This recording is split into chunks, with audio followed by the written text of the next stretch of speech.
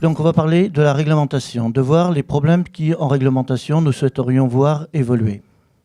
La première des choses, alors on pourrait très bien en parler aussi au niveau de l'environnement, mais j'en parle en termes de sécurité, c'est l'élimination des engins pyrotechniques. C'est un véritable problème, car aujourd'hui, ces engins, soit sont laissés dans des bateaux, c'est dangereux, et c'est à ce titre-là que je crie au secours. Et de l'autre côté, le prix qui est demandé pour la récupération de ces engins par certains fournisseurs de ces mêmes articles est prohibitif, ce qui fait que ça peut inciter certains à les envoyer dans la nature et qu'on n'ait plus aucun contrôle sur le devenir de ces produits. C'est un véritable problème de sécurité et d'environnement. Je pense que mon collègue d'environnement en parlera peut-être, car là, il faut véritablement, très rapidement, trouver une mesure. Donc, voilà.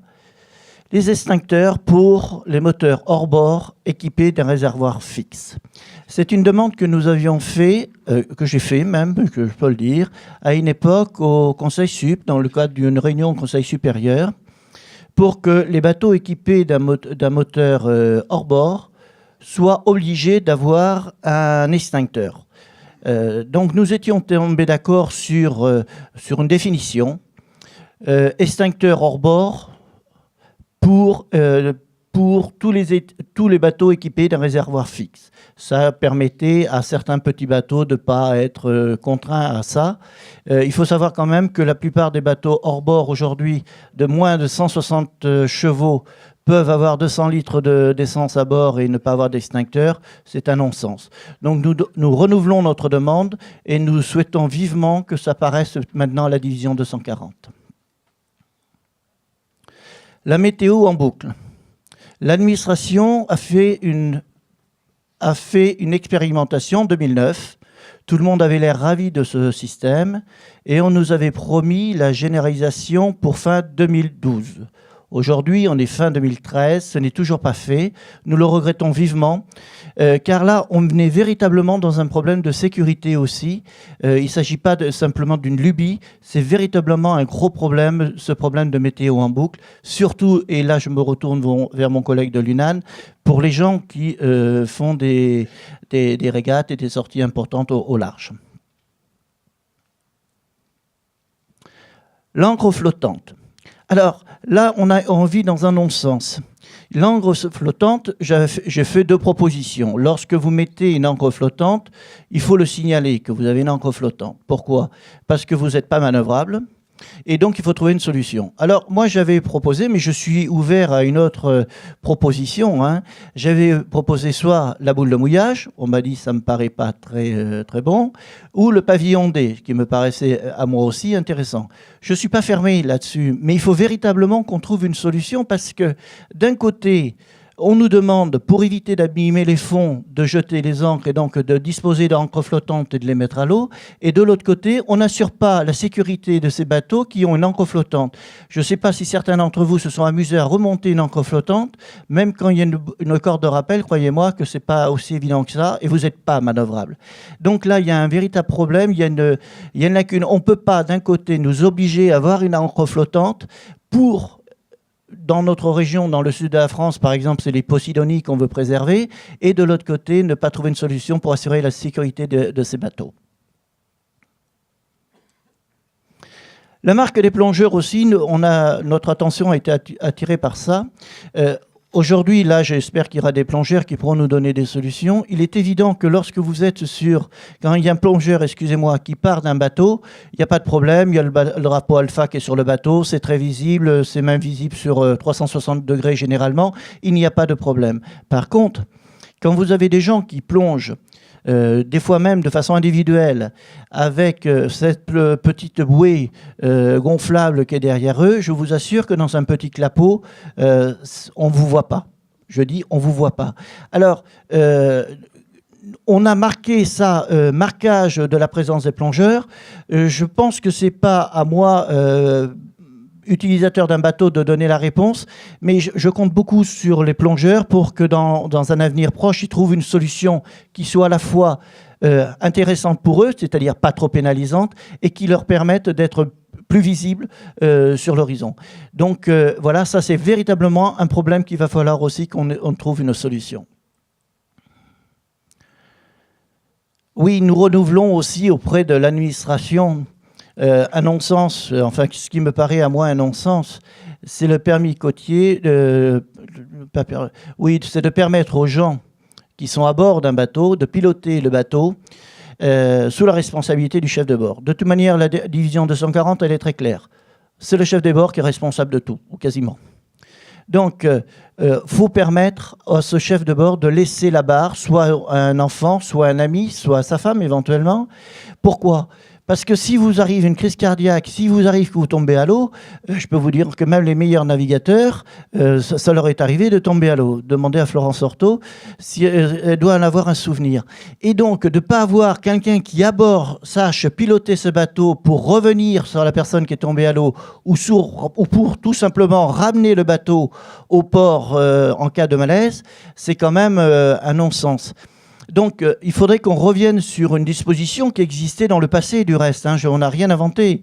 Et qu'on revienne sur cette disposition et qu'on permette à une personne qui n'a pas le permis de piloter un bateau sous la responsabilité du chef de bord. Et toujours sur ce côté permis mer, permis côtier, nous souhaiterions qu'il passe de 6 à 12 000. Alors, je sais bien que et qui aura peut-être quelques réticences, mais c'est une proposition. Il y a certainement des choses à aménager autour de ça, mais je pense que ce n'est pas idiot de passer avec un permis côtier à 12 000.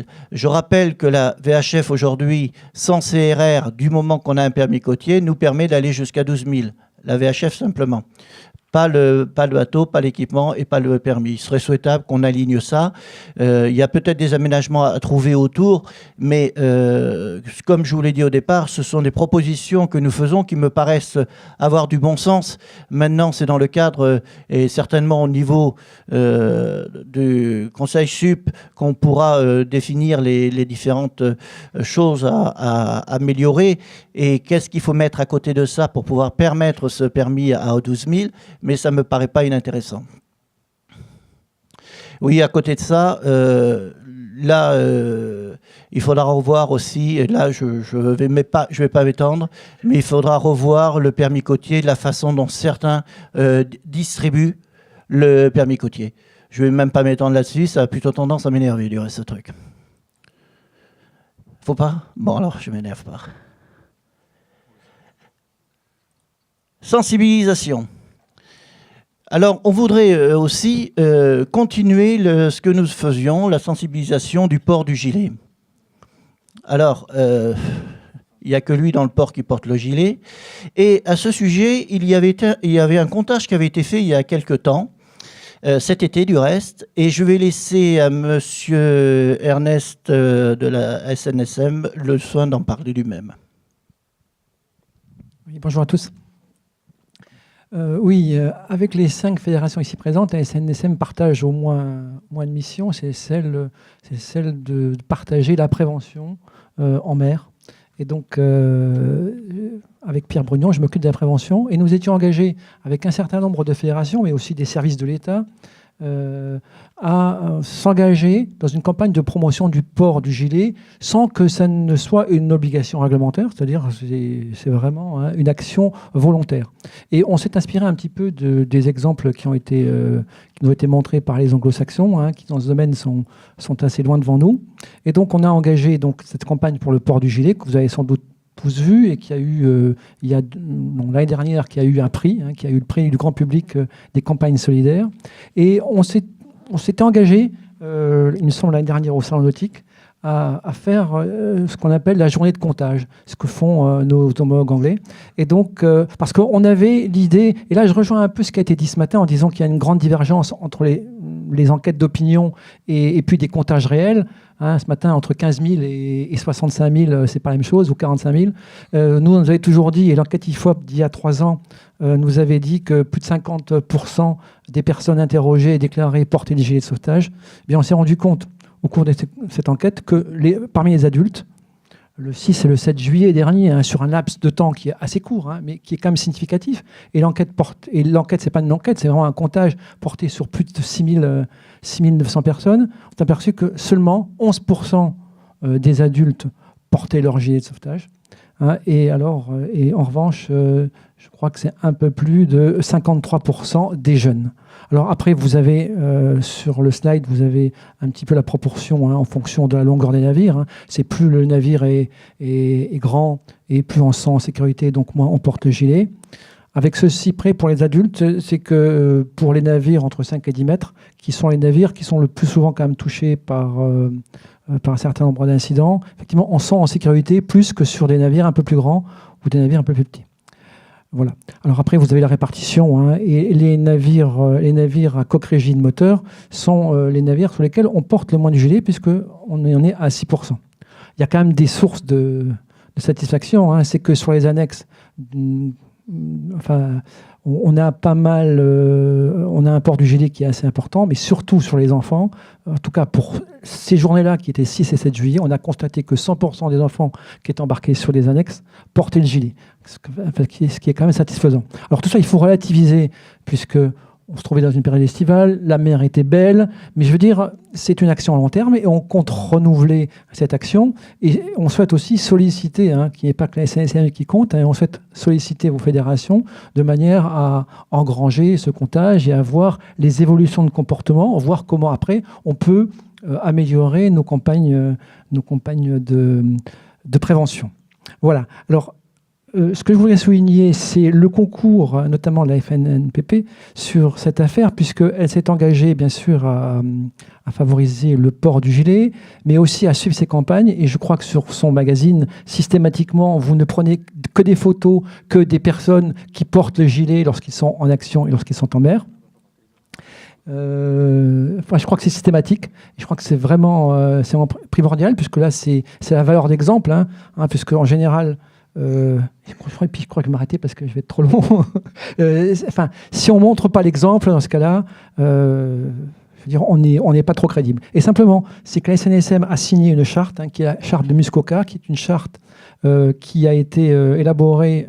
Enfin, la SNSM en est un des 5 piliers, hein, mais c'est surtout des organisations internationales, les Australiens, les Américains, les Anglais, hein, qui vise à favoriser le port du gilet sans obligation réglementaire, je le répète, hein, et vous avez sur le slide le site qui permet à chaque association de s'adhérer à cette charte. Et donc j'encourage les responsables ici présents à signer cette charte pour le port du gilet et pour la diffusion de ce message.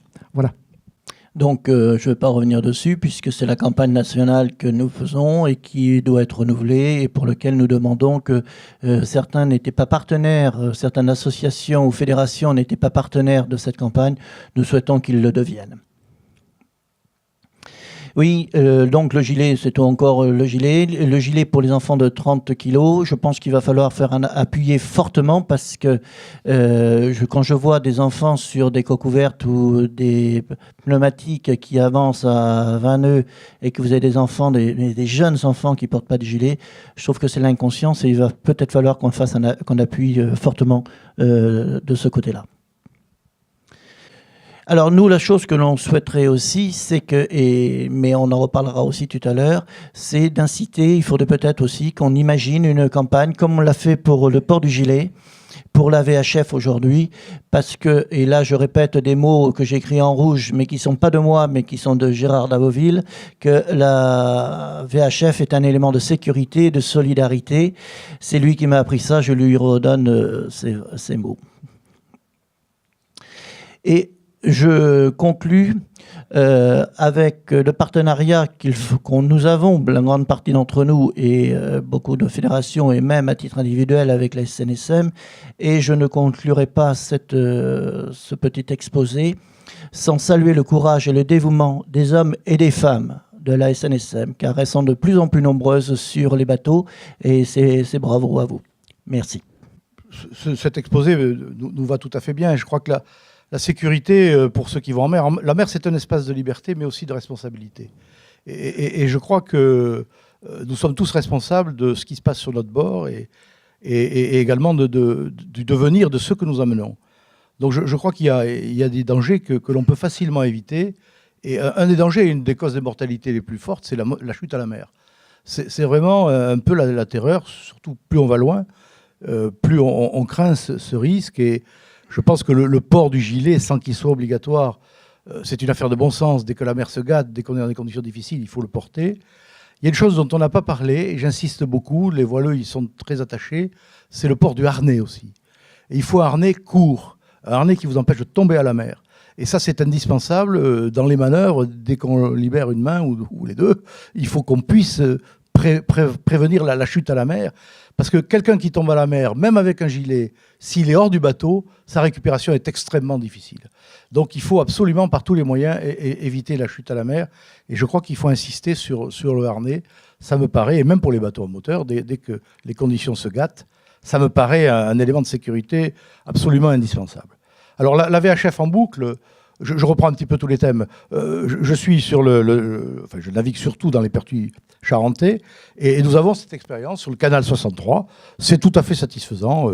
Je crois qu'il faut le généraliser, tout en sachant quand même que dès qu'il y a un BMS, il y a une émission spéciale qui l'annonce. Donc on est quand même prévenu des méchants coups de vent, mais la météo en boucle, c'est à mon avis très très positif. Il faut absolument essayer de le généraliser dans la mesure du possible.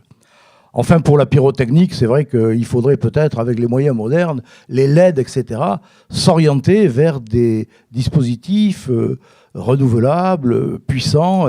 Il y a eu des essais qui ne sont pas encore tout à fait concluants, mais c'est vrai que ces engins, c'est quand même c'est le feu grégeois, quoi. C'est le Moyen-Âge. Il faudrait essayer de remplacer un petit peu ces feux par des choses tout aussi efficaces. Alors, on sait que les bateaux munis de VHF avec KSN et couplés à un GPS sont dispensés des fusées parachutes. C'est important, il faut le savoir. Mais il faut garder les fusées à main parce que pour l'approche finale, c'est vrai que les feux à main sont indispensables. Donc il faut trouver un moyen de les remplacer. Alors actuellement, quand vous achetez un coffret, dans le prix du coffret, il y a la récupération. Et le shiplander qui vous a vendu doit vous reprendre les vieilles fusées.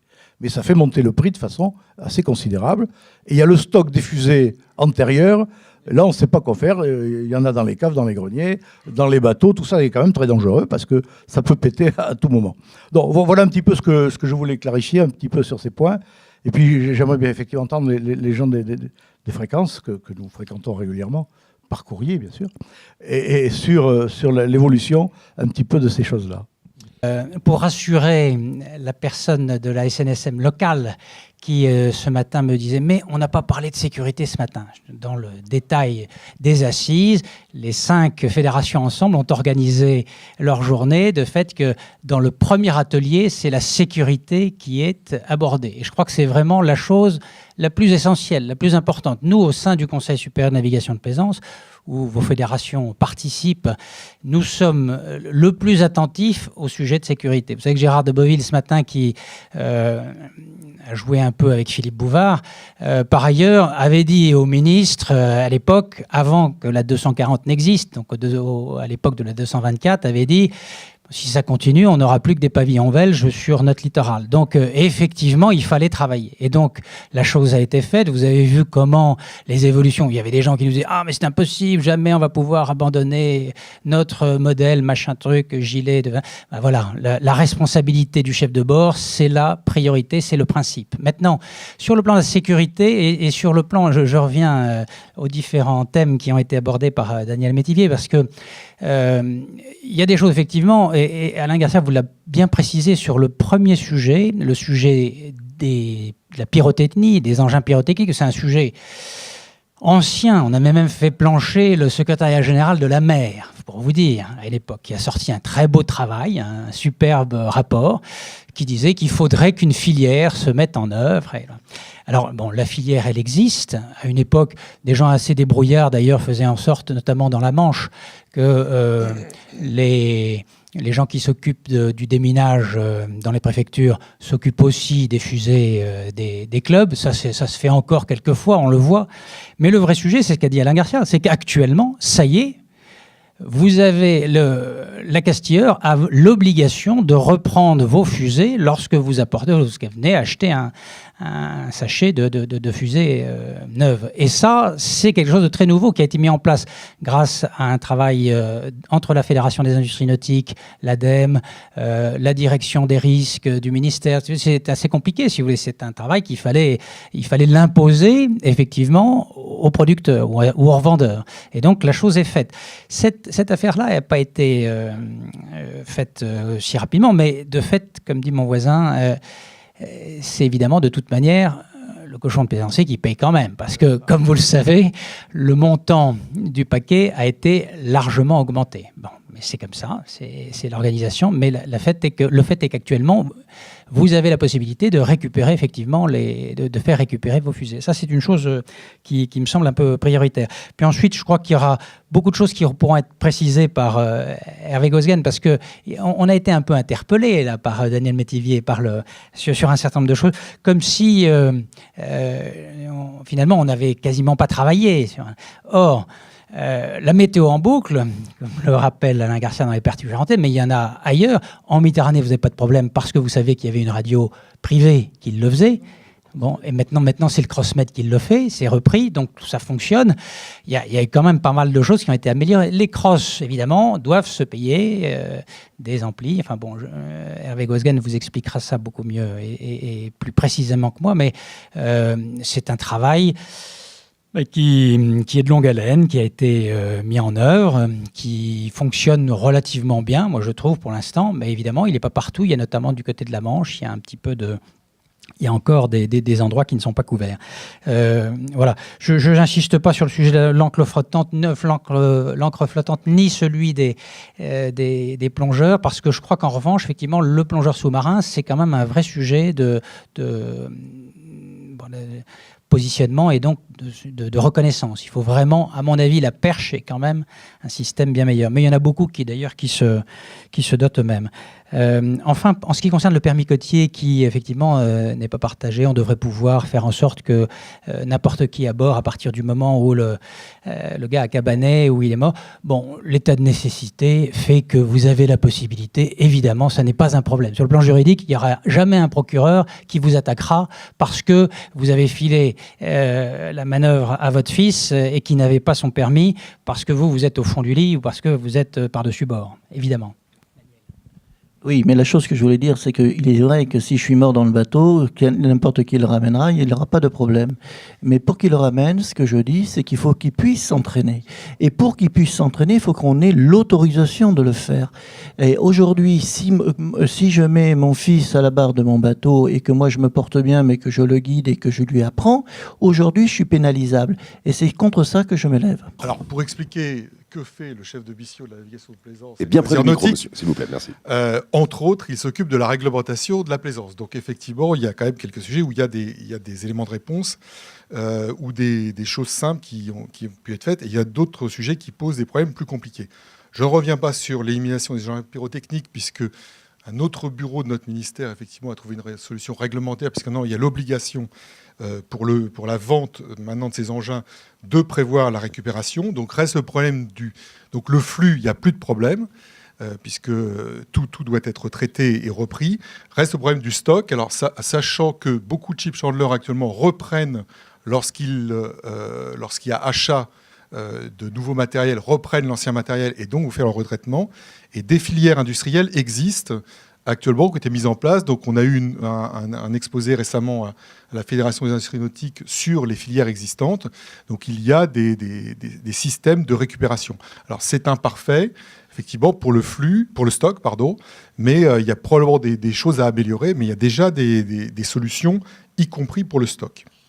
Y compris, effectivement, comme l'a dit Antoine Pichon, dans certains départements où les services de déminage de l'État se sont impliqués, hors d'ailleurs de tout encadrement réglementaire. Alors, sur les réponses assez simples. L'extincteur pour les hors-bords équipés d'un réservoir fixe, la commande est prise, ce que j'ai déjà eu l'occasion de dire en petit comité.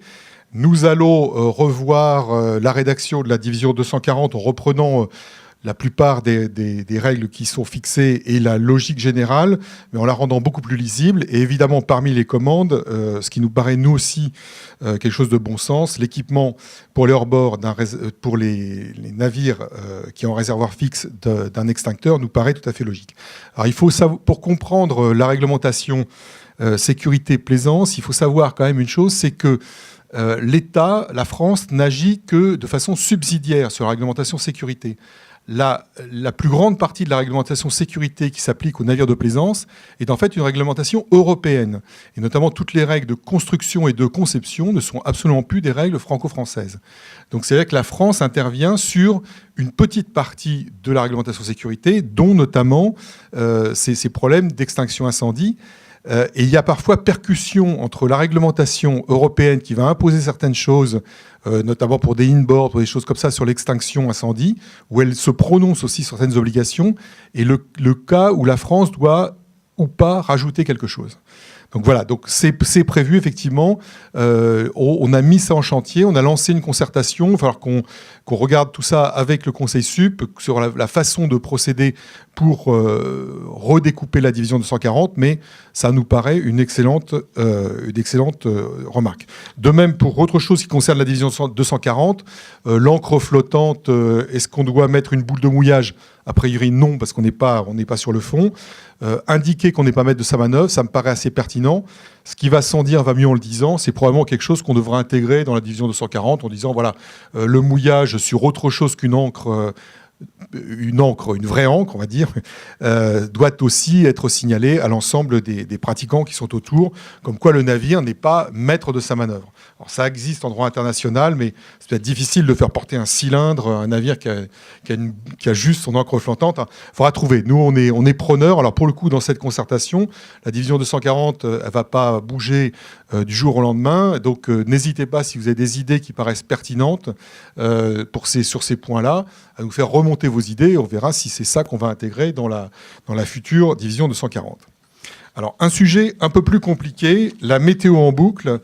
Alors, il y a eu effectivement, au moment où ça a été demandé, immédiatement une réaction du ministère qui a demandé à ces crosses de le mettre en place sur des points qui paraissaient au directeur de cross comme les points de principale fréquentation par la plaisance, puisque la météo en boucle s'adressait uniquement aux plaisanciers. Cette demande a été faite à moyens constants. C'est-à-dire qu'il n'y a pas eu d'investissement fait dans les crosses pour réaliser cette demande. Alors, ce qu'il faut comprendre, c'est qu'à partir du moment où un cross dédie un émetteur à la météo en boucle, il se prive d'un de ses moyens de liaison. Donc, dans certains cas, le cross peut effectivement, dans une de ses stations déportées, se priver de ce moyen de liaison parce qu'il a par ailleurs d'autres moyens de liaison. Dans d'autres, c'est extrêmement compliqué. Donc, ce qui s'est mis en place, en fait, à ce moment-là, c'est une émission sur un émetteur extrêmement haut du cross Méditerranée qui couvre l'ensemble de la Méditerranée. Alors, je pense qu'il doit y avoir quelques problèmes en zone extrêmement côtière, mais les gens qui naviguent en Méditerranée pourront mieux le dire mieux que moi, enfin, l'auront constaté mieux que moi. Pour la zone du Cross-Etel, donc Golfe de Gascogne, les deux endroits très fréquentés en matière de plaisance ont été couverts. Donc un par l'émetteur d'Etel qui couvre en gros de Pinmar jusqu'à le golfe du Morbihan. Et le deuxième point important, donc les deux Pertuis charentais, Pertuis breton et Pertuis charentais, qui ont été couverts par l'émetteur donc, qui est au bout de l'île d'Oléron. Donc, vous voyez, on a eu une couverture ciblée sur une zone très fréquentée. En Manche, le précédent directeur du Cross-Jobourg, qui était moi, l'a mis en place sur toute la zone du Cross-Jobourg, aux grandes dames de ces techniciens qui considéraient que ce n'était pas forcément très pertinent par rapport à la disponibilité des émetteurs. Ce qui devait arriver est arrivé, c'est-à-dire qu'à un moment, les émetteurs ont été moins disponibles. Et donc, mon successeur a décidé de ne plus couvrir la zone Jobourg par cette émission en boucle. Et dans la zone Griné, il n'y a pas eu d'émission qui a été faite. Donc, tout ça pour dire qu'effectivement, c'est imparfait et ce n'est pas complet, ce qui rend notre communication assez compliquée. Alors maintenant, avec ma nouvelle casquette de chef de la mission Plaisance, je suis obligé d'expliquer que, eh bien, il y a des endroits où ça marche, la météo en boucle, il y a des endroits où ça ne marche pas. Donc, c'est tout simplement un problème d'argent. C'est-à-dire que pour que ça marche correctement, il faut que les crosses aient à leur disposition, dans les zones qui sont considérées comme les zones pertinentes, un émetteur supplémentaire dédié uniquement à la météo en boucle. Sinon, ce qui se passe, c'est qu'en cas d'opération de sauvetage dans la zone, vous allez supprimer votre météo en boucle pour reprendre votre émetteur pour votre opération de sauvetage, qui évidemment n'est pas possible, enfin, pose des gros problèmes techniques, et du coup, vous privez tout le monde d'un service. Donc, si on veut que ça fonctionne bien, il faut qu'il y ait un émetteur dédié dans les zones pertinentes pour l'ensemble des crosses. Donc voilà pour la météo en boucle. Alors pour le permis mer côtier, alors il faut faire un petit peu d'histoire. Alors les deux choses, là, la possibilité de piloter lorsqu'on n'a pas le permis, et la deuxième, c'est la limite. Il faut se rappeler d'où on vient. Donc les permis A, B et C, où de mémoire, le permis B permettait d'aller jusqu'à 5000 d'un abri. Lorsqu'il y a eu la réforme, puis la réforme de la réforme, effectivement, ce 5000 d'un abri était reporté à 6000, en se disant, en gros, quelle est la définition de la zone côtière ? Et bon, on a fait passer la ligne de 5000 à 6000. La demande de passer à 12 000, c'est-à-dire la mer territoriale, on n'est clairement plus en zone côtière. Et la remarque par rapport à la VHF n'est plus pertinente, puisque là, c'est des problèmes de portée. Avec une VHF à 6 watts, à 12 000, vous ne portez plus. Donc ce qui a été libéralisé est tout à fait pertinent pour la zone côtière, c'est-à-dire qu'effectivement, à 6 000, avec une VHF de 6 watts, normalement, ça va marcher, parce qu'il y a toujours des cas où ça ne marche pas. Hein, mais à 12 000, là, c'est sûr que ça ne marchera pas. C'est-à-dire que vous ne serez pas entendu par la station côtière, et vous ne pourrez être entendu que par des navires autour de vous. Alors ça, c'est pour la remarque sur les 6 à 12 000. Deuxième chose, pour revenir en gros à ce qui se passait permis A, B et C, c'est-à-dire seul le chef de bord doit être titulaire du permis. Alors là, je parle devant celui qui a été le fondateur de la réforme, mais quand on a mis en place cette réforme, l'idée était bien de s'attacher aux prérogatives de la personne qui a le permis et de plus être dans une logique, on va dire, marine marchande, très clairement, c'est-à-dire seul le chef de bord doit être compétent et les autres n'ont pas besoin d'avoir cette compétence, mais dans une logique où je suis à la barre de mon navire de plaisance et donc je dois avoir les compétences minimum pour être à la barre. Il faut d'ailleurs nuancer par rapport au fait de dire en marine marchande, seul le chef de bord est compétent. C'est faux, puisqu'en fait, toute personne qui est de quart a lui-même un brevet de chef de quart. Donc en fait, toute personne qui va être aux commandes d'un navire doit avoir un minimum de connaissances pour avoir la bonne réaction par rapport à des choses qui vont se produire devant lui, voire même avoir la réaction, la bonne réaction, c'est de s'en référer au chef de bord, savoir ce qui est devant lui est logique ou s'il y a eu un problème qui est arrivé. Donc je suis assez réservé sur le fait de revenir à la situation antérieure, c'est-à-dire de dire toute personne qui est à bord peut conduire à condition qu'il y ait quelqu'un qui ait le permis. Ça me paraît pas conforme à ce qui se passe par ailleurs sur la mer pour tous les autres navires qui sont en mer. Par contre, il y a des systèmes de conduite accompagnée qui existent, donc il y a déjà eu des choses qui ont été réalisées. Donc je crois que la bonne solution, c'est, ce qui est assez logique, vous craignez un moment qu'il vous arrive quelque chose quand vous êtes en mer, assurez-vous que les autres personnes qui sont à bord ont la compétence pour ramener le bateau. Et donc, si vous êtes sur un bateau à moteur, si vous avez l'habitude de sortir avec une ou deux personnes de façon habituelle, le mieux, c'est que ces personnes-là, finalement, à un moment, aillent se confronter au QCM du permis et puis se confronter un peu au maniement d'un bateau face à quelqu'un qui va les juger. Donc, en gros, pour être clair, aillent se confronter au permis, au vrai permis, quoi. Et dernier point, campagne nationale sur le port du gilet. Alors, évidemment, le ministère est complètement partenaire de cette campagne nationale.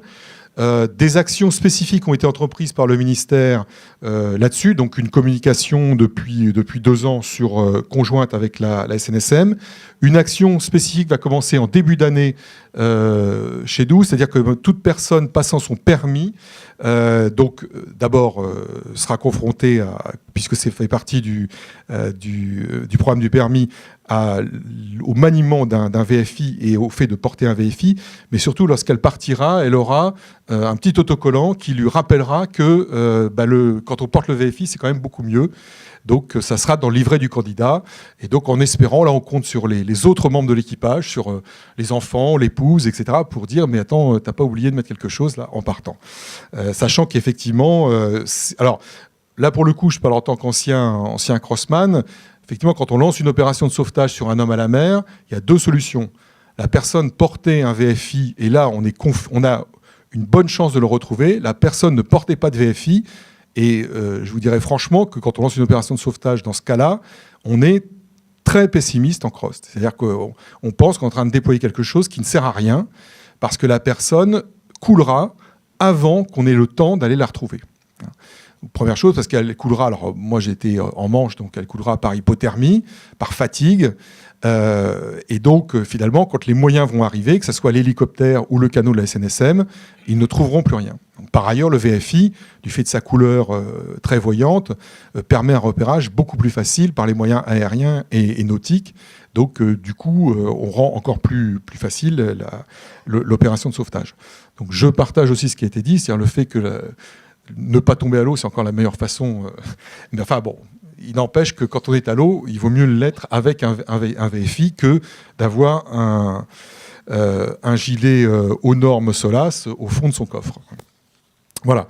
Et dernier point, par rapport à la VHF et à l'incitation à communiquer à partir du VHF, alors là aussi, le ministère, depuis au moins 2 ans, communique fortement là-dessus. C'est pas pareil, un ancien directeur de Cross que vous allez convaincre que seule la VHF est pertinente en mer. J'avais l'habitude de dire dans une précédente vie que le téléphone mobile est effectivement un mauvais ami lorsqu'on part en mer, puisque il y a de multiples raisons pour que ça ne marche pas, problème de portée, problème de batterie, et puis même si ça marche, de toute façon, le téléphone mobile ne vous permettra pas de parler avec l'hélicoptère qui est au-dessus de vous et qui est en train de vous demander d'affaler vos voiles, ou ne vous permettra pas de parler avec le canot SNSM qui est en train de se rapprocher de vous et qui est en train de vous demander de capler une amarre à l'avant. Et voilà. Donc évidemment, donc du coup, on continue sur cette communication sur la VHF en n'oubliant pas que vous pouvez très bien appeler un cross avec un téléphone, mais que ça compliquera l'opération de sauvetage, le fait d'utiliser un téléphone compliquera fortement l'opération de sauvetage. Donc voilà, je crois que j'ai balayé à peu près tout. J'étais un peu long, mais il y avait de multitudes de questions. On pourrait parler très longtemps de la sécurité, mais bon, c'était juste en réaction par rapport aux différentes demandes. Prenez un micro, monsieur Garcia. Je voudrais revenir sur le 6 à 12 000. Il n'est pas question, bien sûr, d'autoriser à aller à 12 000 dans les conditions où on autorise actuellement d'aller à 6. Je crois qu'il faut négocier sur les moyens de sécurité à rajouter. Ce qui nous intéresserait, c'est qu'on puisse passer à 12 000 sans avoir la survie gonflable. Mais on est prêt à accepter un VHF fixe. On est prêt à accepter qu'il y ait un GPS à bord, on est prêt à accepter qu'il y ait des 1500 newtons à bord, etc. Vous voyez, je crois qu'il faut... Alors, actuellement, on a l'impression que l'administration, c'est niette. Bon. Nous, on est prêt à négocier, et à négocier des éléments de sécurité qui nous permettraient quand même, parce que c'est très lourd financièrement, c'est pratiquement inutile. Enfin, ça fait 30 ans, 40 ans que je navigue, j'ai jamais eu besoin d'un bip, Dieu merci, mais il y a des histoires de chasse, tout le monde a été sauvé par un bip, d'accord, mais enfin, il n'y en a pas beaucoup, quoi. Donc, ce qu'on voudrait, c'est pouvoir aller à 12 000 sans le bip, mais avec des normes de sécurité renforcées, bien entendu. On est prêt à négocier sur ce chapitre-là. Je tenais à le dire, parce que oui. Vous êtes peut-être bloqué, mais nous, on ne l'est pas. Alors ou alors vous l'êtes pas du tout, mais on l'est pas non plus. Monsieur Gauziel, une réponse rapide, parce que je voudrais que les autres invités puissent s'exprimer. J'avais compris, et laisser du temps j'avais public. compris que c'était une demande sur la base du permis. Donc je répondais sur la base du permis. Alors si c'est sur le BIP de survie, alors on a eu l'occasion au Conseil Sup, à l'aviation de plaisance, d'organiser une séance de travail là-dessus. Je ne vais pas vous refaire le storytelling que je vous ai fait à cette réunion de travail, mais sachez qu'effectivement le BIP de survie, ça ne sert pas souvent. Mais je pense que les airbags dans les voitures ne servent pas souvent non plus. Néanmoins, les airbags existent. Alors, à quoi sert un bip de survie quand même, hein? Il faut quand même se poser la question. Il sert lorsque le support lui-même n'existe plus. Donc c'est quoi? C'est l'incendie à bord, la voie d'eau, qui fait qu'effectivement on doit abandonner totalement le navire. À partir de là, on monte sur un bip de survie. Alors, effectivement, ce n'est pas extrêmement fréquent, mais c'est quand même les 2 problèmes majeurs qui peuvent arriver à bord. Et troisième point où le bip de survie peut servir à quelque chose, et là, c'est en général oublié, c'est l'hélitreuillage. Sachez que sur un voilier, il est extrêmement difficile, voire impossible, de faire un hélitreuillage, tout simplement parce que l'élingue peut se prendre dans l'ensemble des étais, pataras et autres choses, et haubans qui servent à tenir le mât. Donc, lorsqu'on est sur un blessé à bord et qu'on doit évacuer ce blessé, la seule solution pour évacuer ce blessé à partir d'un hélicoptère, c'est de le mettre dans un bip de survie, de façon à ce que le plongeur puisse le prendre à partir du bip de survie. Alors évidemment, on peut se dire ça n'arrive jamais. Alors j'ai peut-être la vision du du praticien et effectivement de la personne qui ne connaît que les cas pathologiques. Mais je peux vous dire qu'en cas de pathologie, ça sert. Donc voilà. Alors après, il faut savoir quelle est l'utilisation ou pas.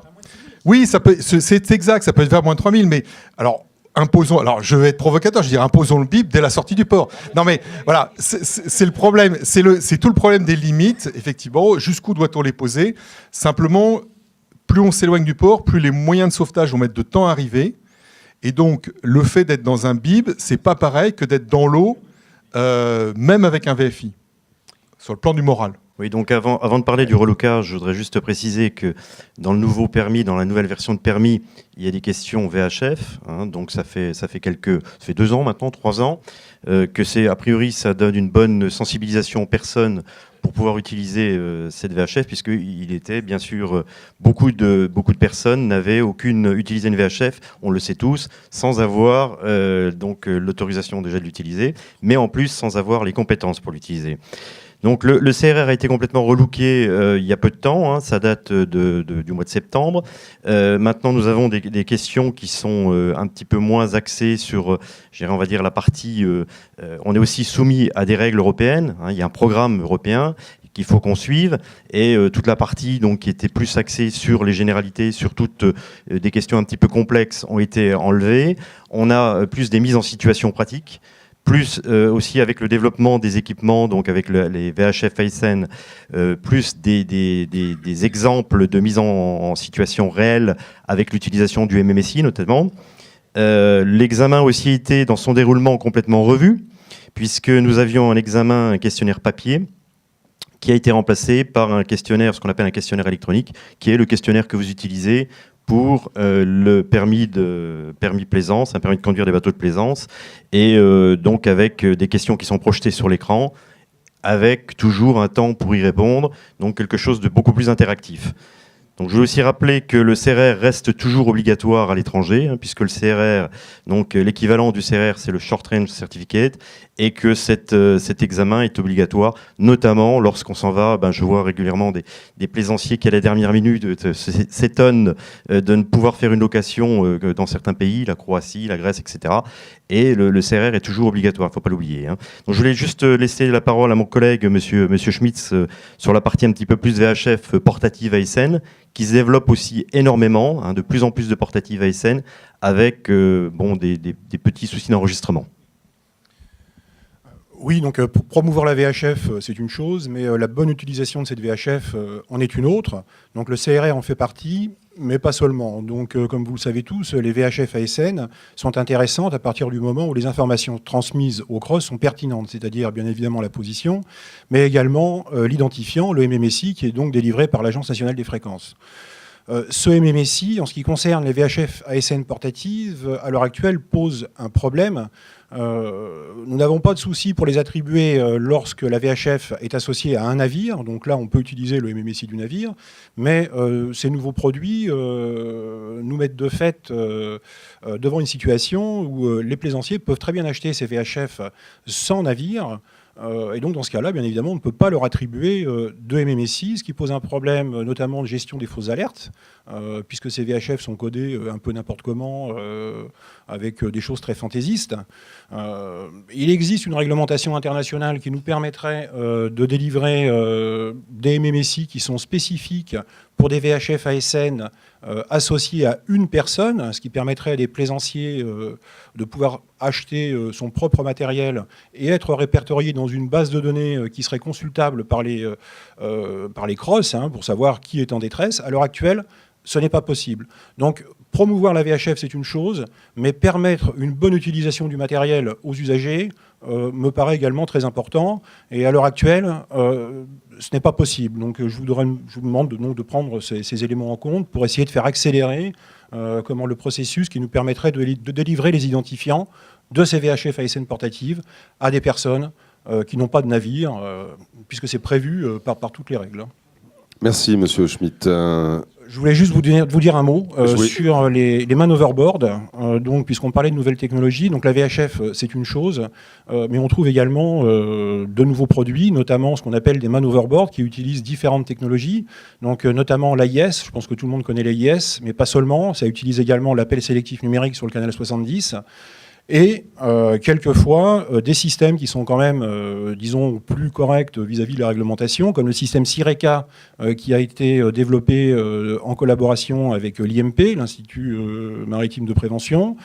Ce qu'on peut dire à l'heure actuelle, c'est que tous ces systèmes sont en vente, on peut dire que c'est une vente de masse, hein, d'ailleurs vous le verrez bientôt au Salon Nautique. On n'a pas toujours la bonne information, les appellations sont souvent fausses, elles sont vendues comme des balises AIS alors qu'il ne s'agit pas de balises mais il s'agit de man overboard. Il faut savoir que ce sont des petits émetteurs qui ont une puissance d'1 watt, donc qui sont mis en œuvre au niveau de l'eau, donc avec une portée très réduite. Toutes ces choses-là doivent être expliquées aux acheteurs et à tous les plaisanciers qui désirent s'équiper, tout en sachant que c'est pas forcément une panacée, parce que si vous voyez le terme balise sur un dépliant publicitaire, eh bien, ce n'est pas forcément une épirbe, c'est peut-être tout simplement un petit émetteur qui ne porte pas bien loin et qui sera reçu par peu de monde. Voilà. Il faut connaître, quand on a un produit, les limites de ce produit. La VHF portable ASN, c'est pas loin d'être un non-sens technique, mais bon, ça existe sur le marché. Pourquoi c'est pas loin d'être un non-sens technique? Parce que si vous recevez en cross un message ASN, hein, c'est juste donc un petit message qui s'affiche sur un écran, sans qu'il soit correctement encodé, c'est pire que tout. C'est-à-dire que vous avez l'information, je suis peut-être en détresse, parce qu'on a appuyé sur un bouton rouge, mais je ne vous dirai pas où je suis et je ne vous dirai pas qui je suis. Eh ben, je peux vous dire que vous avez un grand moment de solitude quand vous recevez ce type de message. Et quand c'est à 2-3 heures du matin, en gros, vous dites, qu'est-ce que je fais? Est-ce que j'envoie des hélicoptères sous toute la côte ou est-ce que je ne fais rien? Et le lendemain matin, quand vous vous réveillez, vous dites, c'était une fausse alerte la plupart du temps, quoi. La VHF ASN portative peut recevoir un MSI dès lors qu'elle est rattachée au navire, on est bien d'accord. Donc par contre, c'est bien les VHF ASN portatives qui sont liées à aucun navire et qui sont des VHF nomades utilisés sur plusieurs navires, voire même avec des fausses alertes où aucun numéro n'a été codé, aucun code ne permet l'identification. Merci. Les VNM peuvent naviguer sans permis. Il y a un moniteur qui est devant, 500 mètres devant. Et les autres derrière, ils sont à la traîne et on a vu des accidents avec. Donc l'argument, il existe actuellement une autorisation d'avoir un permis, enfin de faire un conduite en compagnie. Le défaut que l'on trouve, que l'on a discuté entre nous, c'est que ce n'est valable qu'un an non renouvelable. Donc nous avons préconisé, faites-le renouvelable. Comme ça, vous savez qui on donne son enfant plus de 16 ans, avec un certificat médical, même s'il le faut, qui le permet d'être... Et on met notre épouse, excusez-moi, donc je parle pour ma femme ou autre, même parce que ma femme a le permis rivière, mais elle n'a pas le permis mer. Donc elle dit, est-ce que je vais repasser le permis? Je dis non, si tu sais manier, si m'arrive quelque chose, tu pourras manier. Mais si vous changez ce terme de 1 an non renouvelable en me disant renouvelable, comme ça, moi, skipper, chef de bord, j'indique aux affaires maritimes qui je peux prêter mon bateau à côté, et non pas en train de dormir, nous sommes bien d'accord. Mais au moins, vous avez une déclaration tout le temps, enfin, si l'on veut. Et on rentre dans votre système de déclaration, et tout à fait légal. Donc, c'est un simple mot à changer, et nous restons dans votre... actuellement. Je venais pour la VHF en boucle, pour la météo en boucle. Moi, je suis sur le bassin d'Arcachon, et on reçoit 3 fois par jour la météo. 7h30, 16h33 et 19h33. Ce que je reproche, c'est qu'à 16h33, je suis un ancien contrôleur aérien. Défense aérienne. Donc la radio, je connais un petit peu en pratique et je suis également pilote. Bon. Donc la météo en boucle, la météo qu'on n'a pas en boucle chez nous, vous avez expliqué un peu les raisons, je veux bien le comprendre, sauf que on reçoit à 16h33 la météo et on nous balance la météo qu'il y a eu à 12h TU. Excusez-moi, 5 minutes avant, on peut avoir la météo locale. En plus, vous savez très bien qu'il y a une question de brise de mer qui se déclenche en général vers 15h, 16h. Donc, ça me sert à quoi d'avoir une météo qui était bonne 4 heures avant? Il serait quand même bien d'avoir la météo. Le cross, là, on l'a sur Internet rapidement. Donc, pourquoi ne pas actualiser? D'autant plus qu'ils indiquent la météo qu'il y a dans la phare de Chassiran, Socoar, Cap-Ferret, Donc ils peuvent avoir tout de suite l'élément, un quart d'heure avant de la diffuser sur la fréquence 79, la météo présente. Et on y arriverait facilement.